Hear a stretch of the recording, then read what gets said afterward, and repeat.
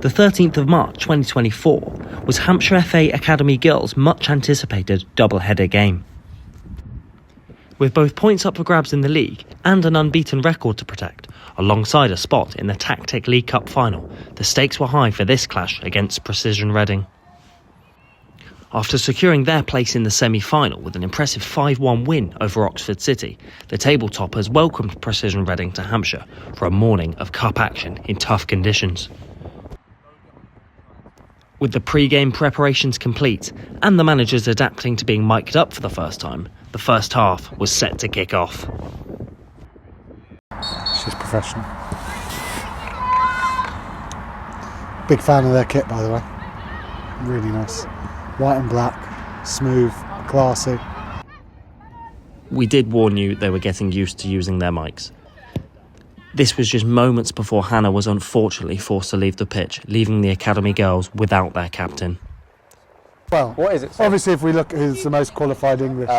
In English, I was 2 marks off an A star.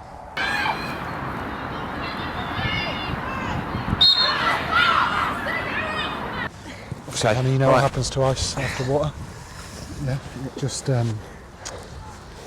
melts. You good? Do you want to take a breather? Do you want to wait a sec? Yeah?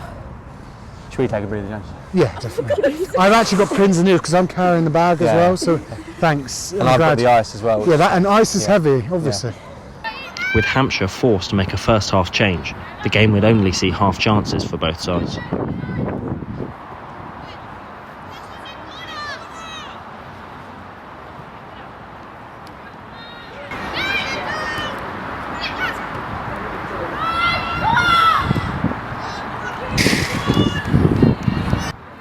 However, it was the visitors who opened the scoring, capitalising on a loose pass and able to fire Procision Reading into the lead.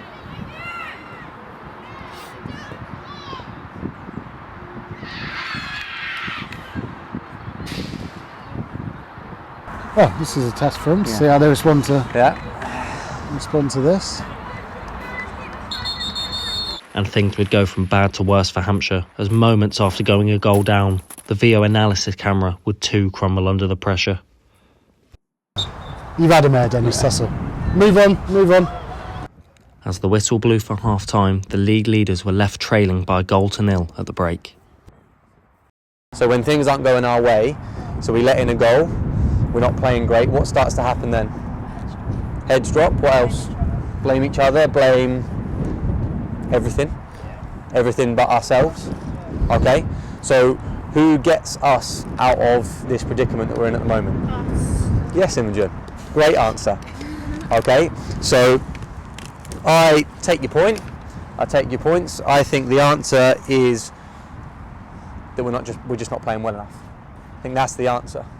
Yeah. So you've been left in a situation where obviously for different reasons we've had to move the team around. Emily, by the way, you've been unbelievable at centre back.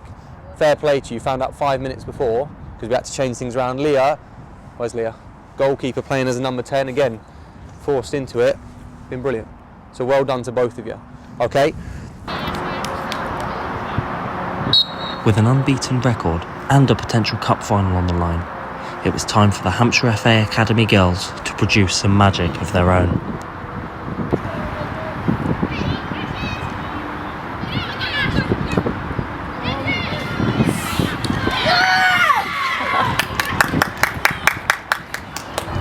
Oh, what pass?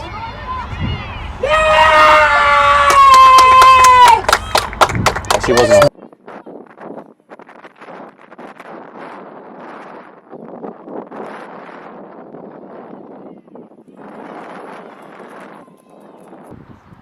However, in the final moments of the game, and with penalties on the horizon, Procision Reading provided the ultimate heartbreak for Jo and the girls.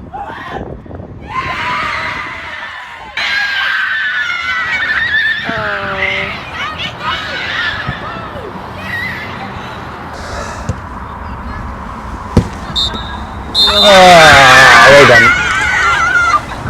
Full time, 2-1 to Procision Reading, and it was not only the end of Hampshire FA Academy Girls Cup run, but also their unbeaten run. What this post-match Jo doesn't know, however, is that the Hampshire girls would go on and win the league title a couple of weeks later. They performed okay. It's been obviously a long season already, and they haven't lost all year, or we haven't lost all year, and I think sometimes when it's like a semi-final and, like you said, it's a double header and there's a bit more on the line, maybe you feel a little bit more pressure going into the game, and I think the girls probably felt that a little bit today.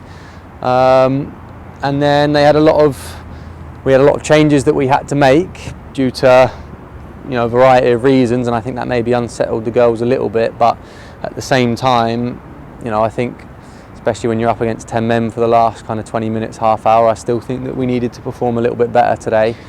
But yeah, like I said, it's one of those things, and unfortunately it's happened on a semi-final.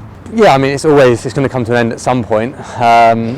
And I think, to be fair to the girls, like, there are a number of them today who I thought there was a lot of adversity that they faced. For example, we had one or two late or unavailable due to a variety of reasons, like I said, and some of the girls had to change position, and those girls performed really admirably. We had a goalkeeper as our number 10 today as well, who scored, Leah, which I think probably sums up where we were at for the game. And yeah, it's a difficult one for us to take, obviously, but I think there's a lot of, when the dust settles for the girls, they'll probably have a lot of respect for themselves as to how long they've gone unbeaten, kind of six months I think it is now.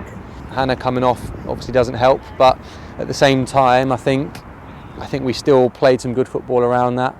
And like I said, Emily, who went in at centre-back, who hasn't played there ever for us, thought was one of our best players today, so there was still some positives to come out of it. It's obviously the target that we and the girls had set was to remain unbeaten until the end of the season. That's now gone.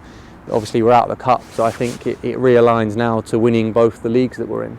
I think the sooner the girls understand that now the cup is done, the unbeaten run is done, it's about winning both leagues, the sooner they understand that, the better, and that starts from next week, where we've got 2 games. 3, 2, 1, Hampshire!